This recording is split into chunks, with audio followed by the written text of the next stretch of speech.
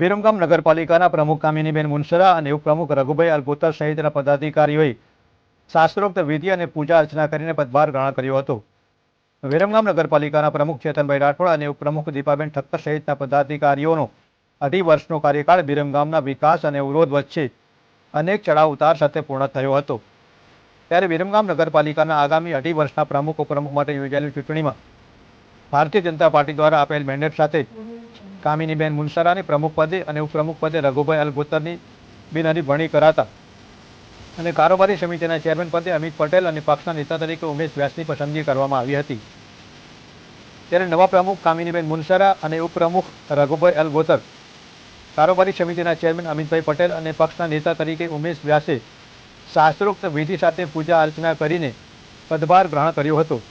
આ પ્રસંગે કથાકાર રાજેન્દ્ર પ્રસાદ શાસ્ત્રીજી મહારાજ ખાસ ઉપસ્થિત રહ્યા હતા અને આશીર્વચન પાઠવ્યા હતા. પૂર્વ પ્રમુખ અને ઉપપ્રમુખ સહિતના કાઉન્સિલરોએ પુષ્પગુચ્છ આપીને મોઢું મીઠું કરાવીને નવા પ્રમુખ ઉપપ્રમુખ સહિતના પદાધિકારીઓને શુભેચ્છાઓ પાઠવી હતી. Munna Bohra, India crime coverage news, Viramgam.